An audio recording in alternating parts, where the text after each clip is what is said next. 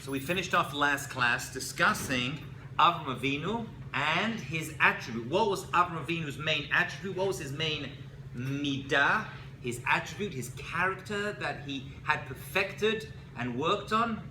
Chesed. Who said that? Chesed is correct, right? And we looked at a Mishnah up top, page 6. Let's look at it again. Al Shalosh Devarim Ha'olam Hamed. The world stands on three things. Al Torah, on Torah. The Al Avoda, and on service. The Al Gimilut Chasadim. And we know, we've started to say what Torah is. Avoda, we said, was, look in your notes. Avoda was prayer, Avoda Shabalev. The Al Gimilut Chasadim, acts of kindness. And Avram Avinu was an expert in number 3. That's what he spent his life doing. And we looked at the story of Abraham and the 3 travelers. He just had his circumcision. And he was so excited to have guests. However, God didn't want to bother him, so he didn't send him any guests that day. And he sat at the entrance to his tent. Sound familiar? He sat at the entrance to his tent, and he ran out when he saw these 3 angels in disguise as humans and welcomed them into his tent. And he gave them food. What food did he give them? What? Matzah, that's right. And lots of good stuff. And meat. And all forms of delicious other courses and a big beautiful dessert. I mean, it was an amazing meal. What? And couscous. This is couscous. And hummus. Yeah. And a falafel, maybe some shawarma. Yes. Yes. Well, it was Sephardi. He's in the Middle East, right? No, there's no Sephardim at this point. You know that, right? Oh, really? Yeah, that's right. They have much later. Much later. Sephardi means Spain. Jews weren't in Spain yet because we weren't Jews as of yet. Right. Right. Okay. So let's tie this together. So we've said 2 things so far, and we have to pull these 2 together because it's going to be very important. Number 1, we said that Avram Avinu was all about one God, right? Hashem Echad. That's what he spent his life discussing. He also said he was into Chesed, right? Doing kindness. Nachon? Correct? So these are 2 very apparently separate things. But Avram became a master of combining these 2 together. Of preaching against idol worship, of talking about one God, and of being very kind to people. And let's see what he would do. Look at the bottom of the Midrash, at the bottom of page 6. Avraham mekabel et ha'ovrim ve'et ha'shavim v'shayu oichlim v'shotim. So they would come to his tent, and he would take care of them, and he would honor them, and he would give them great food, and he would let them sleep, and he would give them somewhere to rest. And then he would escort them. And during the meal, he would get talking with them, be like, "Oh, how's your beef? How's your ox tongue?" Right? He gave tongue. Tongue's the best part of the animal, they say. I don't know. I can't eat tongue personally. I don't know. I can't lick somebody can lick me back.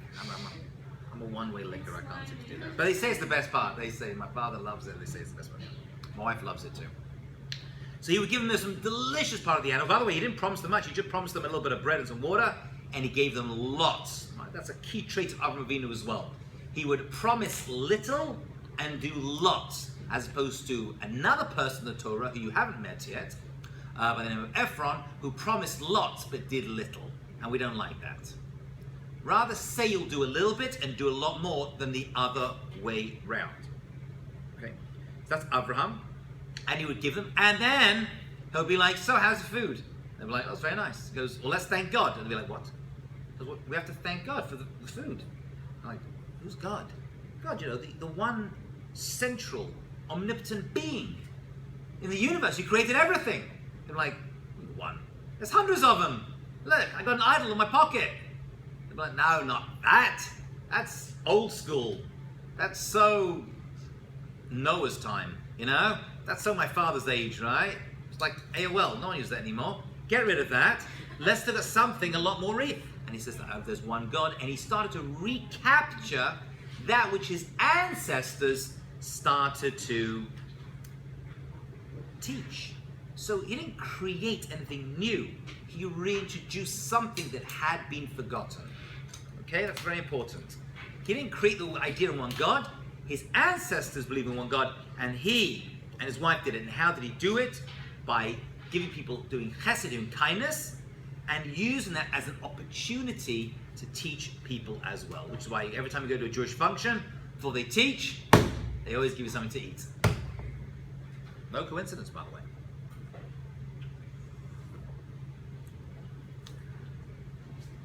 So Avram Avinu sees that chesed, doing kindness, is not just, okay, it's a nice thing we do, oh, and I happen to believe in one God. He's like, no. They are intrinsic parts of one and the other. Let's have a look. Look at the Gemara at the top of page 7.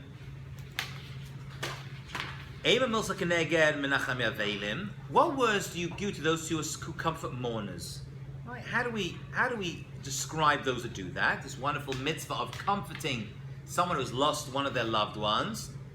And the Gemara says, brothers who bestow kindness, the children of those who bestow kindness, are clinging to the covenant of Avinu.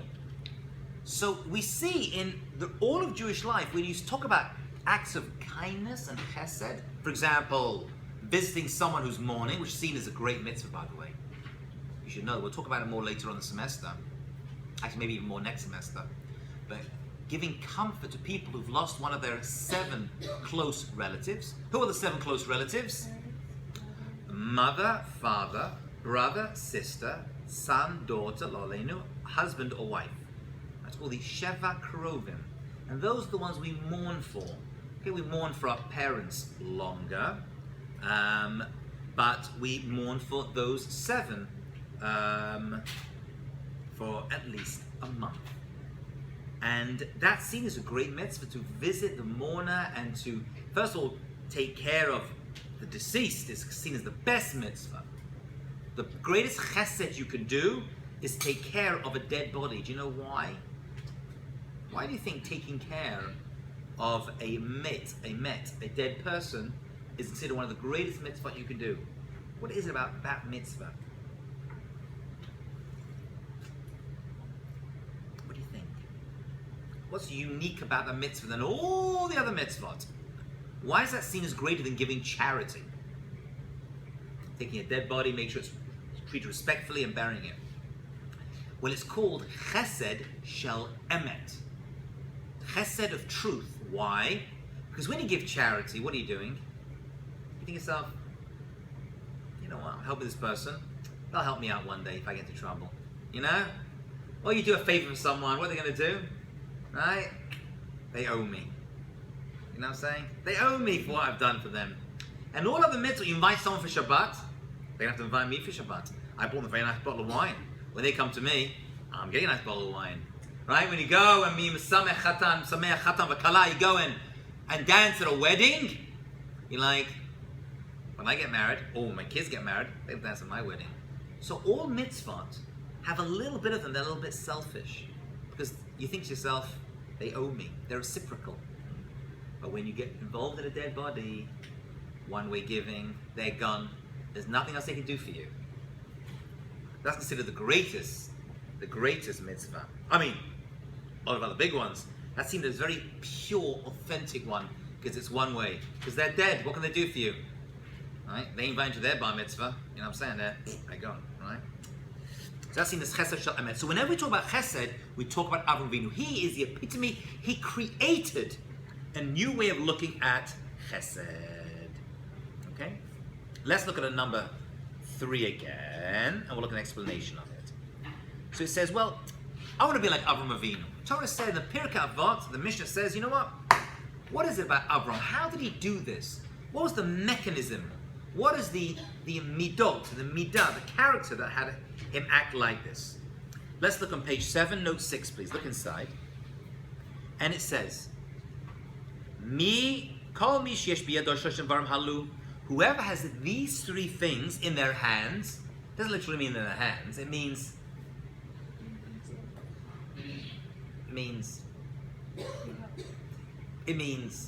Yeah, they do these three things, right? They have these three attributes. They own these three things in their heart, in their mind, in their soul. You know, they hold on these three things. You're a student of Abraham. Right? I want to be a student of Abraham, but he's dead. No, he's not dead. You see, you can learn from someone who is deceased. This is a very Jewish idea. You can learn from someone who is deceased, and it's as though they're living. And it's as though you're sitting in their class, learning from them as well. What are the three character traits of Avram Avinu? Let's write them down, let's learn them. If Pirkei Avot said we should learn them and write them down, so let's do it.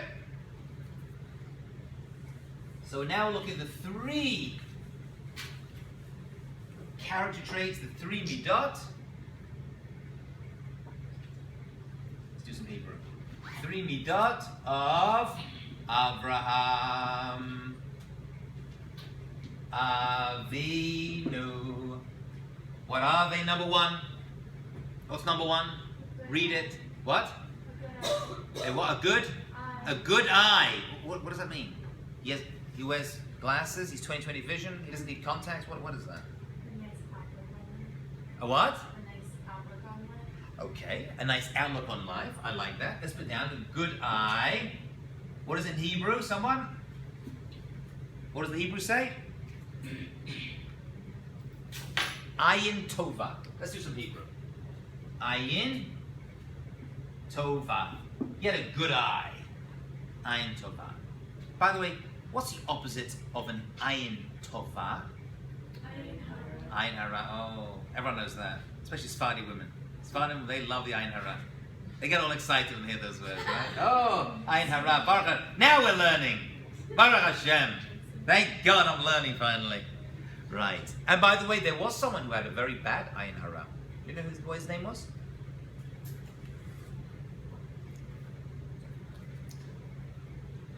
Bilam. Bilam was a non-Jewish prophet. And he had a bad eye. He actually literally had a bad eye as well, funnily enough. But that just reflected an inner bad eye that he gave out to people. Actually, when we figure out what an Ayin Tova is, you'll also know what an Ayin Hara is, because they're opposites, right? Good eye, bad eye. It must be related. Nachon? Does that make sense? That makes sense, right? Okay. What else do we know about Avram Avinu? What else does it say? Ruach Nemucha. He was humble.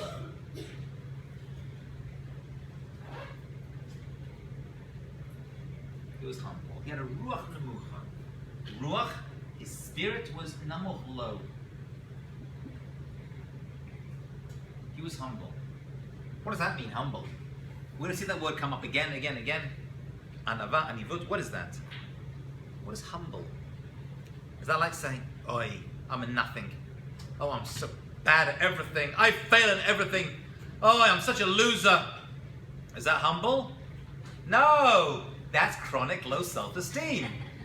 And that's forbidden in the Torah. That's forbidden. By the way, where do we know that's forbidden? Although we all have it, unfortunately. In our generation, it's rampant. Where do we know that you're not allowed to have bad self-esteem? Where do we know you have to have good self-esteem? Feel good about yourself? The most famous, probably, verse in the entire Torah. V'yahavta l'recha kamocha. You have to love others like you love yourself. What does it say like yourself? Just say you should love others. Nachon? Just say you have to love other people. You should love everyone. Dayenu. It doesn't say that. Because you have to live like you love yourself. Because if you don't love yourself, you can't love other people. Right? So, self-esteem is not this. What's humility? What's humility? Let's think about this for a few moments. We'll discuss it again. What's humble? Not thinking too much of yourself. Not thinking you know the answer to everything. You know, there's people who know the answer to everything. Every question answer. Oh yeah, I know that one. And they think it's all because of their own personal genius that they achieve greatness.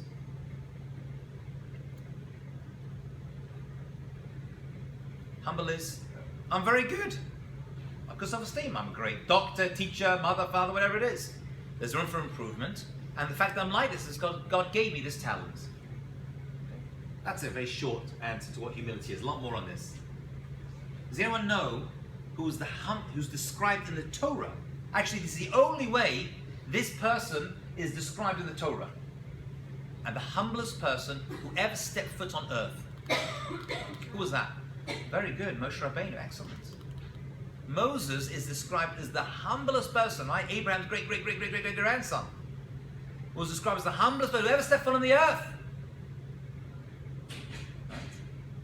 Only way he's not called, Moses is not called the most charismatic, he's not called the greatest speaker, like he had a lisp, he had a speech impediment. But he is called the humblest person that ever stepped foot on the earth. Mikol Adama. Okay. So whatever this thing humility is, it's good. Low self-esteem. Humility. What is the third one? Nefesh Shefala. Okay? Undemanding. Soul. Nefesh Shefela. Undemanding soul. He didn't want too much stuff. He didn't have a need for lots and lots of things. Okay? These are three attributes that Pirkei Avot seems to say, you want to be like Avraham Avinu, you have to work, we all have to work on these three things. So let's go into them a little bit more. And let's see one of the commentators, the Bartanura, is going to explain them to us. And by the way, then we'll do the flip. We'll flip the mission around and we'll look at the opposite to these three so we can figure out what we shouldn't be like, which we all are a little bit. Okay, let's have a look. Says the Bartanura, one of the commentators on the Mishnah, to be a student of someone. What does it mean be a disciple of someone? What does that mean? He's that you learn from them and you follow what they say. You follow their path. They do good things, you do good things. They speak nicely, you speak nicely. That's what a student is. A student isn't someone who just like gets information from other people, from someone, and then does their own stuff. That's not the Jewish way. The Jewish way is we learn and we try our very best to take that information and to... By the way, I'll give you a little hint. That'll be a good question on the midterm. We're nowhere near the midterm yet, so don't panic yet. Right? But how do you understand being a student or a disciple of someone in Jewish thought? How do we understand that? So it's not just taking information, but learning from them and following in their path. Suddenly everyone's writing, I like that. That's good. Excellent. Okay, a good eye.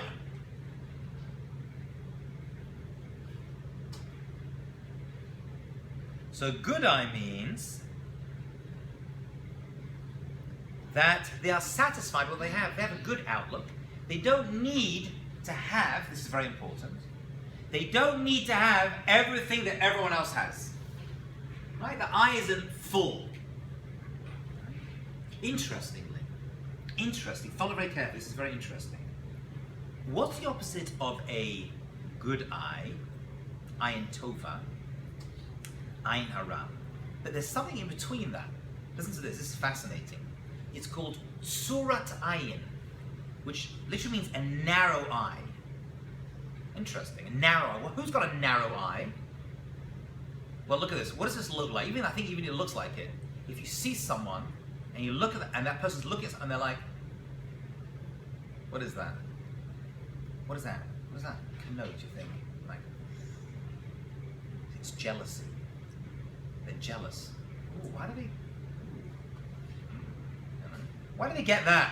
Why do they get that car, that house, that hair, that pocketbook, those shoes, that husband, those children, right? And look at them. What is that? They're jealous. And we're building something very important over here. Watch very carefully. This is fascinating. An ayin tova, says the Bartanura, is a person who has a good eye and they're happy for other people.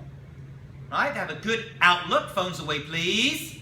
They have a good outlook on life. This is amazing. Listen very carefully. It's going to change your life. They have a good outlook and they're happy for other people. Okay, let's write this down. They're happy for others.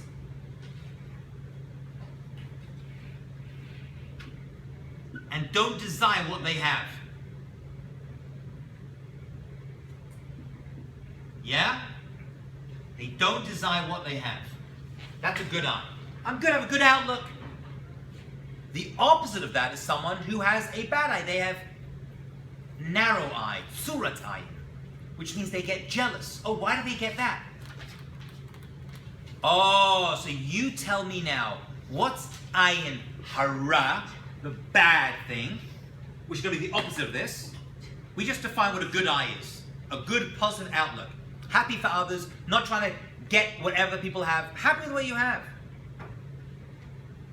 We should have what So ayin hara would be, speak up. we should have what everybody else has. Right, and ayin hara is being resentful of other people that have stuff. That's going to be the opposite. If an ayin tov is I'm happy for other people they have, and ayin hara is, and that's actually what ayin hara is being jealous of others.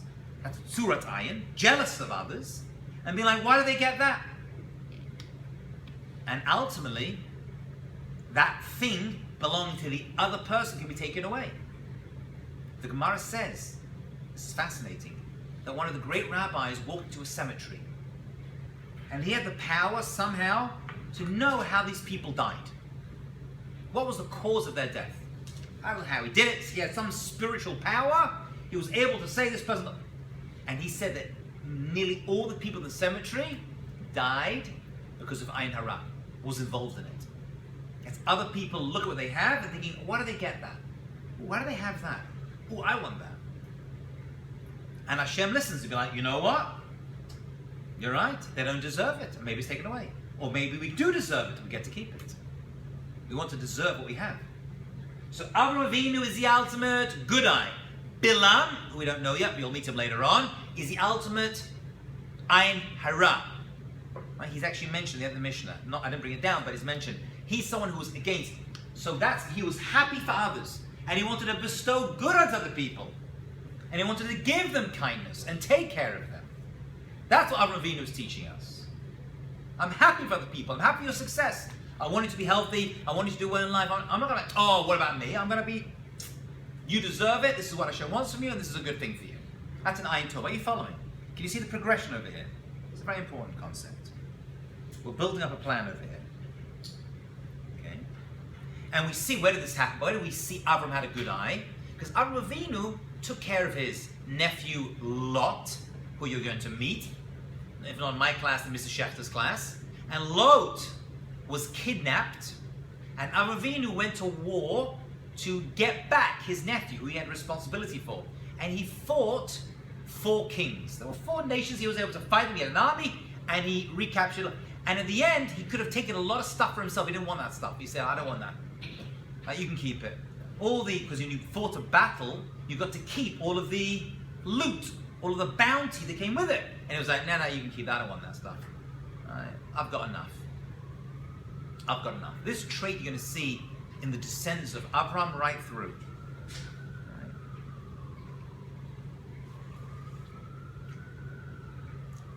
Okay, what's a humble demeanor? Humble means he didn't think so much of himself. Yes, I'm rich, I'm smart, I'm spiritual. He didn't be like, oh, I'm so spiritual. Oh my God, I'm just so amazing. It was like, I'm good at what I do, but there's room for improvement. He was humble. He had humility. In Hebrew, anivut, anava. Anava in Hebrew. Okay? And we see that because when he talks to God, he prays to God, he says, V'anochi afa ve'efer, I'm like dust and ashes. So he was very, very humble. Right? He was very wealthy. He could have been... What's the opposite of humble, by the way? What's the opposite of humble?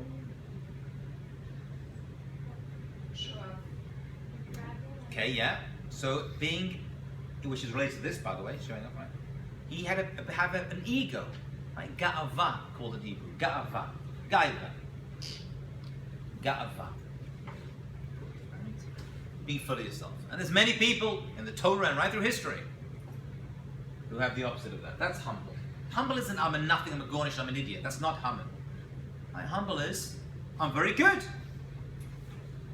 But God gave me a talent, I'm very grateful for it, and there's room for improvement. Can you see the difference? Great. What's this then? Undemanding soul. So according to the Baratanora, right, he was able to control his desires. Control his desires.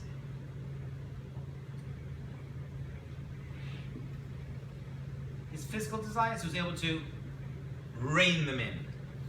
He was able to rein them in. Bless you. And we're told that his wife Sarah was very, very beautiful. We're told actually she was one of the most beautiful women in Jewish history. Or world history, I guess. Right? Even at the age of 90 years old, she was considered one of those beautiful women. By the way, who else was considered very, very beautiful? Or I should say handsome. Who was the most handsome man? You have to understand, why is the Torah talking about beautiful people all of a sudden? And I'm talking about mitzvah and doing good things, like, oh, this was beautiful. Does anyone know who else was considered a very beautiful person? Very good. Yosef HaTzadik. Interestingly, that's Joseph, that's the son of Yaakov, who's the son of Yitzchak, son of Abraham. Interestingly, he was very, very beautiful. People used to, the Torah itself tells us that women used to climb on walls just to catch a glimpse of him. Imagine that. I can't, but they say that about Yosef, right? That's how handsome he was. Who else is very beautiful in history, by the way? Esther Malka. By the way, they were made that way, but also, I think something fascinating. You know something amazing on this, by the way? I must tell you this. It's also related, but it's beautiful. Watch this. What's the Hebrew word for a face? What's the Hebrew word for a face?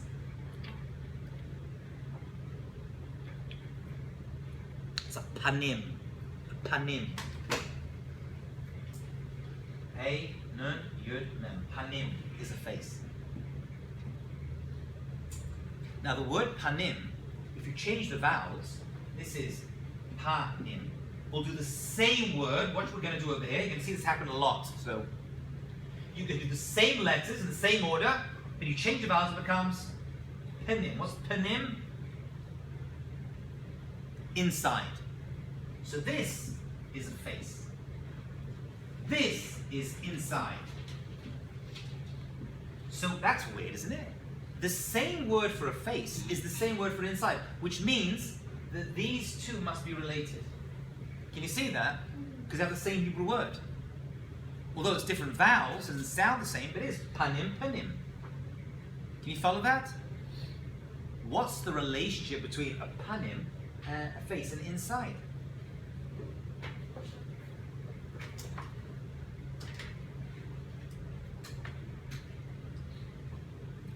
We said that she had a beautiful face, Sarah Mena. What does it mean? Suddenly we choose it into like beautiful men and women. That's what we're about. But we have to take care and look attractive, you know? But what does that mean? I'll share something amazing with you. Check this idea out. I wasn't going to share it with you today, but it's too good not to mention. Just so you can see how letters and words work in Hebrew, because it's very important. Hopefully it will motivate you to learn more Hebrew. A panim is a face. How do you know how someone's doing? How do you know if Valentina? How do you know if Valentina's having a good day? You walk over and say, hey Valentina, how are you doing? What does she do? Smile. Turn around, look at the people. Smile. Is she doing well? Yeah. But if Valentina wasn't having a good day, what would she do? She would be sad. Show them a sad face. You see that? She's not having a good day. So when she smiles, she's having a good day. Right? How do you know how she's... So you know how she's doing inside. You know her emotions are shown on her face. You know how she's doing inside by her face. Right? You don't look at her hand, right, or her ear, or her toe. You look at her face. The face, the panim, reflects the pinim. Nachon? Do you know what nachon means? I keep using that word. Do you know what that word means? Right? True? But I'll share something else amazing with you. Check this out. You ever seen a person you think, wow, they're so beautiful. What a beautiful guy. What a beautiful woman. Such a beautiful face. And then you get to know them, their insides.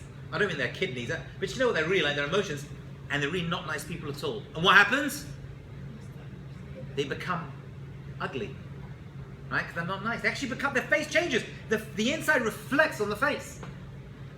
So check this out. Have you ever met someone who's not so good looking? Right? Like, he's like really weird looking, right? And she's like, oh, And then you get to know them, and they're very, very nice people, and they actually become good looking. You had that experience before?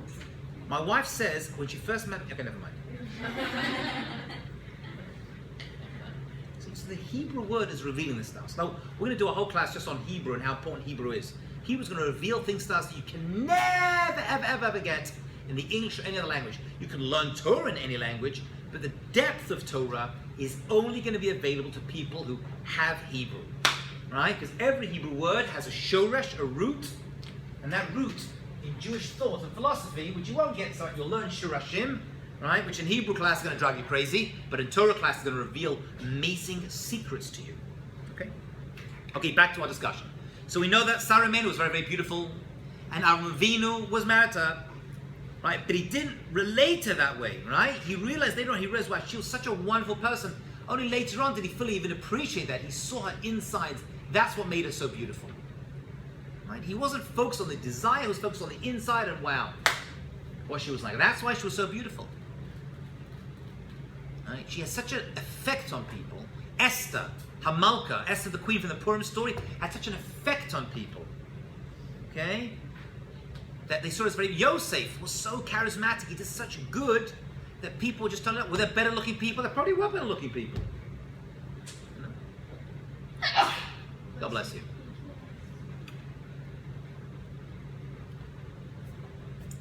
I want to talk just a little bit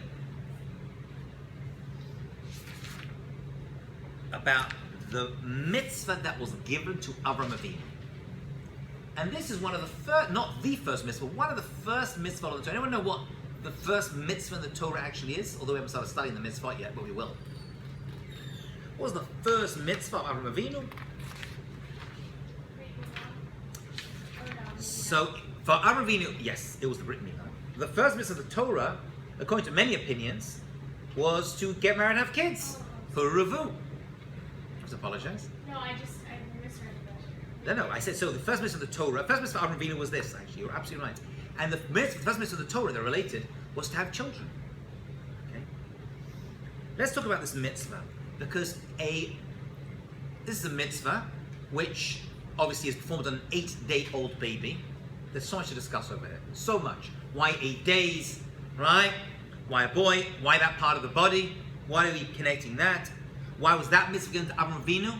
And all the other mitzvah were given, well, most of the mitzvah, no, there were other mitzvah given, but the mitzvah that was given at Mount Sinai.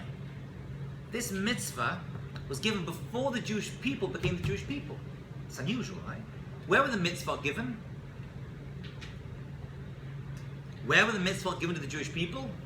On Mount Sinai, 49 days after leaving Egypt.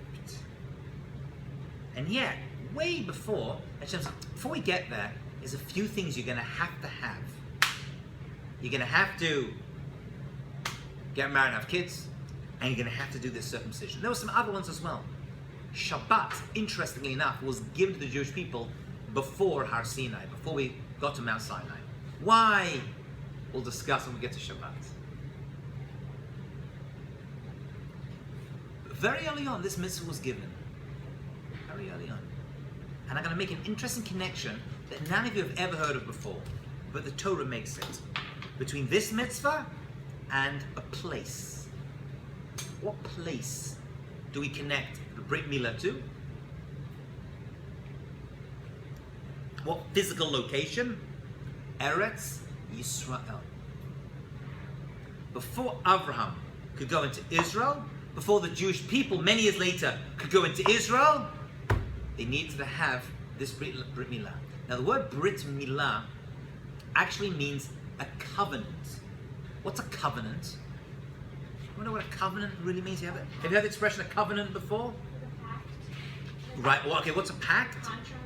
Yes, but what is that? Like an agreement between two people. Yes, and what's an agreement? A consensual. Very good. But what's a consensual agreement on? I mean, what is it in essence? Something you have to follow. Yes. Like, And what's the word? Very good. And what's the word? You have something you have to follow. And what's the word we use for something you have to follow? It's a promise. promise. Word. Very good. Very good. That's teamwork right there. There's no I in team. But there is me, by the way. I'm just if you just. Yeah. Okay, whatever. Okay. So yes, it's a promise. That's really what it is. So God made a. What does a covenant mean? It's a promise. Very important. God made a promise to Avraham Avinu. He made a bunch of them actually. And one of the promises was that his descendants would get the land of Israel. And the promise was that Jewish people would end up in a country not theirs and be slaves there. And he promised he would take them out. And actually the reason we got out of Egypt many years later was because God promised Abraham, Isaac, and Jacob. I think they did themselves. They didn't actually deserve it. But God made a brit, a covenant, a promise. And when God makes a promise, he don't break the promise. We break promises. And by the way, we shouldn't. Okay. Does anyone know the very famous prayer we say to say sorry for all the promises we made and didn't keep? It's actually, whether it's a prayer or not, it's interesting actually, but we do say it on Yom Kippur. At the beginning of Yom Kippur, Kol Nidrei. Right? All the promises that we made but didn't keep. So promises are big. But when God promises, he makes a Brit. When I say Brit, I mean a British person, by the way. Brit. Well, someone once said Brit-ish, British. Ish is a man, British. We're the people of the covenant. British. And it's also, no, it's Britain. It's Brit-ain. There's no covenant with them. You get that? See what I did there?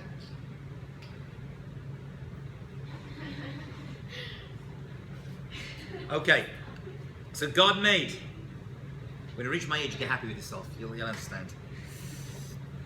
So let's have a look. It says in Bereshit, V'hakimoti et briti, because, I had to make the connection, because of Avram's chesed and everything he did in his life, Hashem after that made a promise to him. He's like, you did the right thing, you are going to be the Avraham. After the Brit Milah, he got a letter, hey. Before, he was Avram in the Torah. You see his name's Avram. And Hashem said, you know what? I'm adding a letter to your name. What does it mean when add a letter to a name? Well, when we discuss names and their significance, which we'll do later on, it means his mission had changed. Your name represents your mission. So he went from Avram, which we don't call him anymore, right, to Avraham. Oh, hello.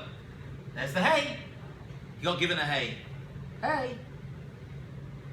That hay represents a different mission for him. Before, he was father of Aram, a little area where he lived. Now he was Hamon, of many people. He became a father of many people. His mission changed. Your name represents your mission. Your name represents your mission. Your Hebrew name.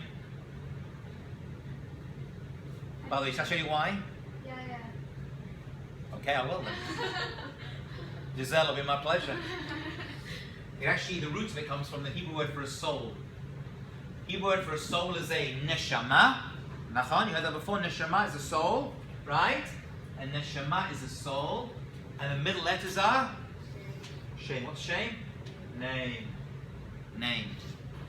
Because your soul, your name represents your mission. It's like your barcode.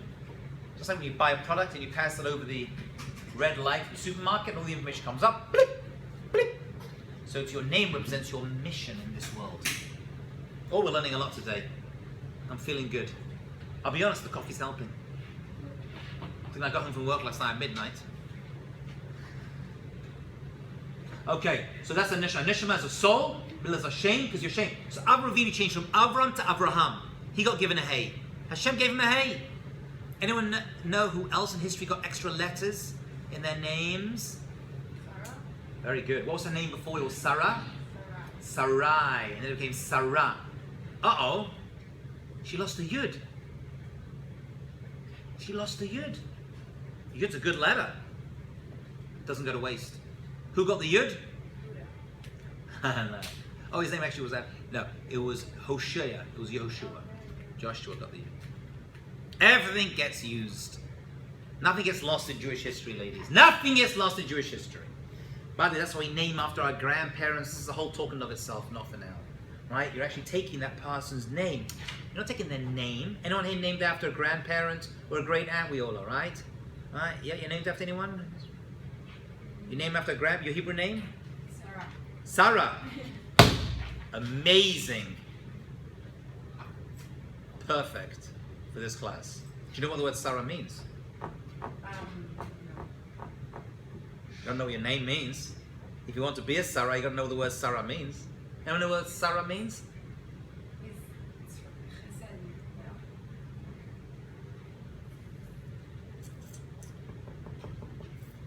It means royalty, a queen, a princess. Look at you. You're Jewish, you're American, you're a princess. Look at that. And that's a good thing, as I always tell my daughters. And believe me, they are Jewish American princesses, I'll tell you that right now.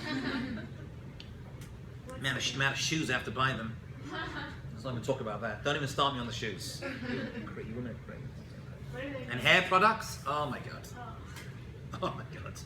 I didn't know. No one told me. I didn't realize. Baruch Hashem. Okay, so everyone's name represents their mission. That's an interesting discussion not for now. But we see with Avraham Avinu, his mission changed. Okay, the Brit Milah was that turning point. Okay, why did Hashem tell him to do that mitzvah? He had to go to Eretz Yisrael. How did he get the whole mission? He did Chesed. So it all starts with the Chesed. The Chesed is where it starts, and then you find there's a pattern to his life. Okay. So what does Hashem say to him? I'm going to make a Brit, a covenant between me and you. The Brit is a promise. It happens to be that he's going to have to do some physical action on a part of his body that we all know, right? Remove the foreskin. That's just a physical representation of a promise, because you have to do something in order to make the covenant. And also your descendants after you. Who's that? Which descendants are we speaking about? Hello? Who are the descendants? Yes, us!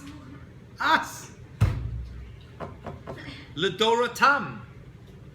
What's a door? A generation. So for all generations. Levrit Olam, an eternal covenant. Olam means forever. Liod lacha leluhim l'zerach acharecha, so I can be a God to your descendants after you. Okay? So Avraham Avinu had to do this action on this part of his body at a very old age. He's 100 years old. This was not easy. And this is the prelude, remember, to him having to recover from it, the three angels coming. You're seeing the connection of here, right? Why did the angels come to visit him? Because he was suffering. Why? He just had a circumcision 3 days before. So you're seeing it all come together. Making sense now? Turn over the page. This will be my covenant between you, me, and your offspring after you. Right? Every boy should be circumcised. This is the covenant. Right? And you say this when you do a Brit Milah. It's a covenant between Hashem and God, but symbolically, this part of the body represents the outer, external layer of evil in the world, and it's removed. And that's what happens. And actually, when you give a boy a circumcision, and by the way, it's interesting, but the mitzvah is actually really for the parents, right?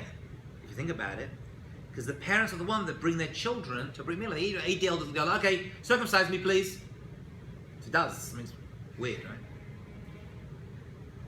Why don't girls get? I mean, I don't want one. Very, very good. And the answer is because you don't need. You see, you get given something that you need. Think of it like quote unquote medication. I don't say it's a bad thing, but right. So whoever gets a mitzvah, we'll discuss the mitzvah. We'll discuss it in more detail. Some people get mitzvot, which others don't.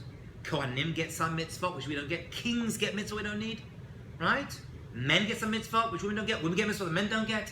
The mitzvah is there for an individual. Everyone gets what they need. It's not like a prize. Mitzvah is not a prize. It's what you need in order to fulfill your mission in this world. That's what a mitzvah is. I think it's a good deed. It's a childish way to understand it. We'll see when we go into more detail, but a mitzvah is what you need to achieve. So kings have mitzvah that I don't have. I don't look at the king and be like, oh, why can't I write 2 Torahs, which is a mitzvah a king has? Like, because you don't need to. He needs to. You don't need it. Why can't I get to eat the truma and bring us out? Like, because the Kohanim get that. We don't need that. They need that. So mitzvah are given to are not nice things to do, you know. Like you say to your 5-year-old, child, do a mitzvah, get up with some water. Right? A mitzvah is what you need. We'll discuss that in more detail. I'm just skimming over that. We're going to go into that in a lot more detail as to various people, the mitzvah they get. And how it can be that we have 613 mitzvot when it's impossible for one person to keep all 613 mitzvot. Impossible. You'd have to be a major schizophrenic to keep all 613. Like, mega. Having said that, the parents do have the mitzvah to bring that. By the way, let's say the parents don't bring their child for a Brit Milah. Chas v'chalila, heaven forbid. What happens? Oh, I just heard about this in Rabbi class. Yeah. And whose class? Whose class? Rabbi Palmer's? He spoke about this? Yeah. What did he say? So, if the father is unable to perform the Brit Milah on his son, then it's the community's job. And if the community cannot perform the Brit Milah on the person for any reason, then once the person reaches bar mitzvah. Beautiful. It transfers to them. Yeah. Very unusual, right? Isn't that weird? Is there anyone else see that? The mitzvah is on one person, then transfers to the other person. One's going to stay. And by the way, this happens a lot. A lot. Especially among people who come from certain nations where Brit Milah was forbidden or taboo. And later on it was given, or they didn't even know they were Jewish. I have a good friend of mine who grew up in Hungary and didn't know he was Jewish, and he'd never Brit Milah. He came to America and he was in his 30s. And then he's like, oh, isn't that mitzvah to get a Brit Milah?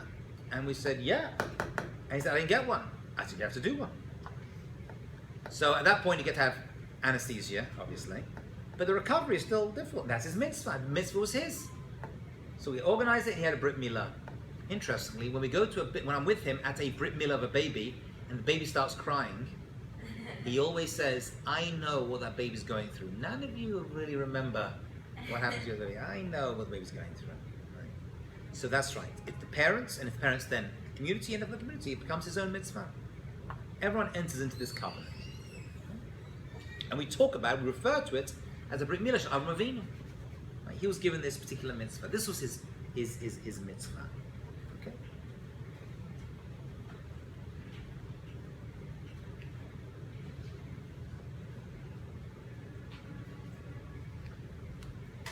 We mentioned last class, and we'll finish with this. We did a lot today. My brain's full. Doesn't take much to fill up this brain, unfortunately. We spoke about a concept, if you remember, which we called Masa Avot Siman Labanim. The actions of the forefathers is a sign for their children. Remember that? Did you write that down? I hope so. It's a very important expression. When you discuss the Avot, you have to know that expression. Let's have a look at the Ramban. Because the Ramban, this is Rabbi Moshe ben Nachman, he lived in Spain, and then he moved to Israel where he died. He speaks about this and says, everything we read in the Torah, all the stories of Abraham and Yitzchak and Yaakov and the Jewish people and all later, all these things aren't just stories. There's lessons we learn from them, but they're also signs for the future. Masa Avot Siman Labanim. Remember that expression? Write that expression down if you haven't already. Let's look on page 8 and we'll see it inside. We know, for example, that Abraham went into Israel. Moshe, never went into Israel, but Abraham went into Israel. And then he left. Same with Yaakov. Yitzchak actually was in Israel, but couldn't leave. We'll see why when we learn about Yitzchak a little bit. He was too great to leave Israel. Too great. After the Akedah, after the sacrifice of Yitzchak, he became so holy, he was forbidden to leave Israel. Interesting, but we'll leave that aside. And then we have the tribes, right? The 12 tribes that came out. They went in, out. Shake it all about. So the Ramban says this is something fast. Look inside. We'll do this in the English, because it's a tricky piece. Avram went into the land as far as the site of Shechem. That's what the Torah says. At this point, it's Avram. And Shechem is a city in Israel. And he says, I'm going to tell you a general principle by which you will understand all of the coming episodes concerning Avram, Yitzchak, and Yaakov. And this is a fundamental issue, which has been mentioned briefly by our sages, and that is, Kol mash'ir la'avot sima labanim. Whatever happens to the forefathers is a sign for their children. And he says, V'lachein, therefore, the verse writes the tales of the forefathers at length, including their journeys, their digging of the wells, all the other happenings, while the reader may deem as being superfluous without purpose. Yet all of these stories of the Torah, which you're going to learn, ladies, as you learn here and in Bible class and the rest of your lives, all these things are like the nucleus of the Jewish people. Everything that's ever happened to the Jewish people right through history can be found in these stories. There's something inside them that can reveal something for the rest of Jewish history. Avram entered into Israel. His descendants many years later would enter into Israel.